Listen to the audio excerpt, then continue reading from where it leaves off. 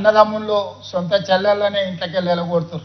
ఈ మధ్యనే రాజకీయాలలో మీరు చూసారు, సొంత చెల్లెని ఇంట్లో నుంచి అన్న ఎలగొడితే ఏ రకంగా ఆ చెల్లి అన్న మీద శాపనార్థాలు పెడుతుందో. సో సొంత చెల్లి కూడా భారం అయింది అనుకొని ఇంట్లో నుంచి పంపించే ఆస్తిలో వాటా అడుగుతారని పంపించే సందర్భంలో. నమస్కారం అండి, దిస్ ఇస్ #యూ. నిన్న రేవంత్ రెడ్డి సర్కార్ నిజంగా ఇండియా మొత్తం ఒక్కసారిగా షాక్ అయ్యే లెవెల్లో మహిళలకి చాలా పెద్దపీట వేశారు.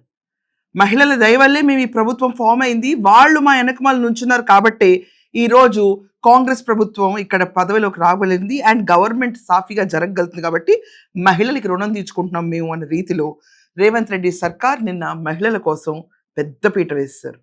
ఎంత పెద్దపీట అంటే 8,000 ఇందిరాగాంధీ స్త్రీశక్తి భవనాలకు శంకుస్థాపన చేశారు నిన్న. ఇది దేశంలో మొట్టమొదటిసారి ఇన్ని భవనాలకి శంకుస్థాపన జరగటం. 8,000 భవనాలండి, ఇట్స్ నాట్ అ జోక్. ఈ భవనాలు ఇక్కడ చూసుకుంటే మహిళా సంఘాలు అవనండి, ట్రైనింగ్ వీటన్నిటికీ వేదికగా వాడుకోవడానికి 8,000 భవనాలు ఏకంగా తెలంగాణలో. వచ్చే 10 ఏళ్లలో వీళ్ళు క్లియర్గా ఇంకొక పాయింట్లో ఉన్నారు. 10 ఏళ్లలో 1,00,00,000 మంది మహిళలు కోటీశ్వర్లు అవ్వాలన్న కళ ఉంది రేవంత్ రెడ్డికి. దానికి ప్రణాళికగానే ఈరోజు చూసుకుంటే మహిళా సూపర్ బజార్ అంటే ఇప్పుడు మన డీమార్ట్ ఉంది, బిగ్ బజార్ ఉంది, అక్కడికి వెళ్ళి నిత్యావసర వస్తువులు కొనుక్కుంటూ ఉంటాం. అదే రీతిలో లో కాస్ట్కి ల్యాండ్ ఇచ్చేందుకు మేము రెడీగా ఉన్నాం అని చెప్పి రేవంత్ రెడ్డి సర్కార్ ఇప్పుడు మహిళా సూపర్ బజార్కి పెద్దపీట వేశారు. అంటే రైతుల దగ్గర ఉన్న ఆర్గానిక్ ప్రొడక్ట్స్ అవనండి, నిత్యావసర వస్తువులు అవనండి, ఏదైతే మనకి ఆల్మోస్ట్ డీమార్ట్ అవనండి, బిగ్ బజార్ అవనండి, సూపర్ మార్కెట్ రిటైల్స్ దొరకనండి, వీటన్నిటిని కూడా గవర్నమెంటే లో ల్యాండ్కి లీజ్ ఇచ్చి తర్వాత మహిళా సూపర్ బజార్స్ని పెట్టించి మహిళలకి వాళ్ళ కాళ్ళ మీద వాళ్ళు నుంచోడానికి ఇదొక ప్రణాళిక వేశారు. ఇట్స్ నాట్ అ జోక్ అండి. 10 ఏళ్లలో 1,00,00,000 మంది మహిళలకి డైరెక్ట్ ఇంపాక్ట్, కోటీశ్వర్లు అవటానికి ఒక ప్రణాళిక వేశారు నిన్న. ఇది మామూలుగా దొరికే విషయం కాదు. మహిళా సంఘాలు వీళ్ళందరికీ ఆదాయం రావాలని చెప్పి ప్రోత్సాహానికి మహిళా super Bazar regular organic and రైతుల దగ్గర నుంచి ఉత్పత్తులన్నింటినీ తీసుకొచ్చి దీంట్లో పెడతా ఉన్నారు. ఇది కాకుండా రేవంత్ రెడ్డి సర్కార్ ఇంకొకటి ఏంటంటే 1000 బస్సుల్ని కొనుగోలు చేయించి మహిళా సంఘాల పేరుతో వాటిని ఆర్టీసీకి లీజ్గా ఇప్పించే ప్రణాళికను కూడా తీసుకొచ్చారు. దీనివల్ల ఏమవుతుందంటే సంఘాలకు డబ్బులు వస్తాయి. ఇది ఒక ప్రాపర్ ప్లానింగ్. ఇక్కడ మనం చూసుకుంటే గనక సొంత చెల్లిని ఆస్తి విషయాల్లో బయటకు పంపించేసి వాళ్ళ శాపనార్థాలు కూడా భరిస్తూ కూర్చున్న నాయకులు. అంటే ఇక్కడ ఇండైరెక్ట్ గా చెప్పాలంటే కల్వకుంట్ల కవిత, కేటీఆర్ అవన్నీ, జగన్ అండ్ షర్మిల వాళ్ళ పరిస్థితి ఇలాగే ఉంది. చెల్లెల్ని ఇంట్లోంచి బయటకు గెంటేశారు ఆంధ్రప్రదేశ్ లో చూసుకుంటే. అలాగే తెలంగాణలో చూసుకుంటే కేటీఆర్ అండ్ కవిత విషయంలో కూడా వాళ్ళు విభేదించారు, బయటకు వచ్చారు, ఆవిడకి సపోర్ట్ సిస్టమ్ లేదు. కానీ తెలంగాణ ప్రభుత్వంలో రేవంత్ రెడ్డి సర్కార్ మాత్రం 1,00,00,000 మందికి చీరలు పంపిణీ చేస్తున్నారు. ఇందిరాగాంధీ సెలెక్షన్ ఆఫ్ సారీస్ అని చెప్పి దాంట్లో గ్రీన్ కలర్ సారీని ఆయన నిన్న లాంచ్ చేశారు. దాన్ని పట్టుకున్నారు, దానికి చాలా ఆకర్షితంగా ఉంది.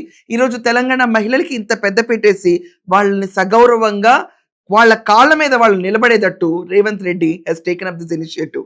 ఇదే కాకుండా మహిళా సంఘాల కంటే బ్యాంక్ లింకేజ్ రుణాల పరిమితిని 5 లక్షల నుంచి 10 లక్షల దాకా పెంచేస్తారు. ఈ రకంగా చూసుకుంటే not just future city, not just trillion economy, ఈరోజు మహిళా సంఘాలకు పెద్ద పెట్టేసి ఒక్కొక్కళ్ళు ఒక ఆంటర్ప్రెన్యూర్గా ఎదిగితే గనక జస్ట్ ఇమాజిన్ గవర్నమెంట్ ఇచ్చిన ల్యాండ్లో వీళ్ళు గనక లో కాస్ట్లో ఇచ్చే ల్యాండ్లో వీళ్ళు గనక మహిళా సూపర్ బజార్ పెట్టగలిగితే ఇది తెలంగాణ ఒక మోడల్ స్టేట్ అయిపోతుంది. ఆల్రెడీ కేరళలో మన ఫ్రీ బస్ కాన్సెప్ట్స్ అవనండి, ఇక్కడ జరుగుతున్న ప్రతి ఒక్క కాన్సెప్ట్ని ఎక్స్ప్లెయిన్ చేస్తే కేరళలో మనకి క్లియర్గా కాంగ్రెస్ ప్రభుత్వం వచ్చింది.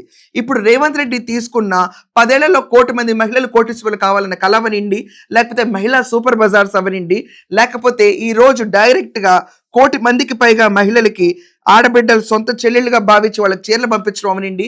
అది కాకుండా మనం చూసుకుంటే బ్యాంక్ లింకేజ్ రుణాలు 5 లక్షల నుంచి 10 లక్షలు పెంచడం అవనండి, లేకపోతే 1000 బస్సులు మహిళా సంఘాల పేరు మీద తీసుకుని వాటిని ఈరోజు ఆర్టీసీకి లీజ్గా ఇచ్చి వాళ్ళకి ఆదాయం పెంచడం విషయంలో అవనండి. ఇవన్నీ చూస్తుంటే ఇవి ట్రిలియన్ ఎకానమీ పక్కన పెట్టండి, వాళ్ళ కాళ్ళ మీద వాళ్ళు వచ్చిన తెలంగాణకి రూపకల్పన జరుగుతుంది. ఏకంగా 8,000 ఇందిరాగాంధీ స్త్రీశక్తి భవనాలకి ఒకేసారి శంకుస్థాపన వేయటం అంటే జస్ట్ శంకుస్థాపన చాలా మంది ముఖ్యమంత్రులు వెళ్ళిపోతారు. But he's not saying that.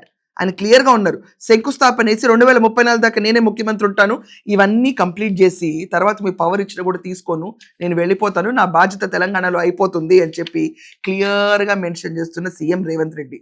So ఇక నుంచి మనకి పుట్టిల్లైనా ఆదరణ కావాలనుకున్న సొంత అన్నదమ్ములు ఇంకా చూడాల్సిన అవసరం లేదు. రేవంత్ రెడ్డి వెంక చూస్తే మనకి సొంత కుటుంబంలాగా భావించి మహిళలు పైకి రావాలని పెద్దపీట వేస్తున్నారు ఆయన. ఇది ఖచ్చితంగా రేవంత్ రెడ్డికి మళ్ళీ ఒక బెంచ్ మార్క్ అవుతుంది. వీళ్ళ ప్రభుత్వానికి ఇది ఒక మైల్ స్టోన్ అవుతుంది.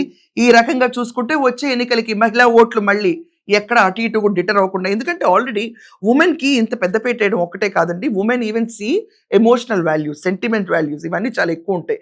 ఈ సెంటిమెంటల్ వాల్యూస్లో కేటీఆర్ అవనండి వైఫల్యం చెందారు, చాలా వైఫల్యమైంది. ఆవిడ బయటకు వచ్చేసి పార్టీ పెట్టుకుని ఆవిడ డైరెక్ట్ వాళ్ళ పార్టీ మీద అన్ని బ్లండర్స్ జరిగినాయి అని బయట జనాలకు వచ్చి చెప్పినా కూడా దానికి స్పందన ఇవ్వలేని పరిస్థితుల్లో కేటీఆర్ ఉంటుంది చూసిన తర్వాత మహిళలు అనేవాళ్ళు పెద్దగా మద్దతు ఇవ్వకపోవచ్చు బీఆర్ఎస్కి. కానీ ఇక్కడ డైరెక్ట్ బెనిఫిషరీస్ అవనండి రేవంత్ రెడ్డిని నమ్ముకుని ఓటేసిన వాళ్ళందరూ ఈసారి ఒక్కసారి కాదు 10 సార్లు ఒకే దానిపైన గుర్తారు హస్తం పైన. రేవంత్ రెడ్డి ముఖ్యమంత్రిగా ఉంటే ఇంత బెటర్గా ఉంటుంది స్టేట్ అని ప్రూవ్ చేశారు. సో ఈయన స్టాప్ ఇచ్చిన ఈ రోజు మహిళలకు పెద్దపీట వేసిన స్త్రీ శక్తి, ఇందిరాగాంధీ స్త్రీ శక్తి అవనండి, మహిళా సూపర్ బజార్ గురించి మీ ఒపీనియన్స్ ఏంటో ఖచ్చితంగా కమెంట్స్లో రాయండి. That's all for now. Thank you.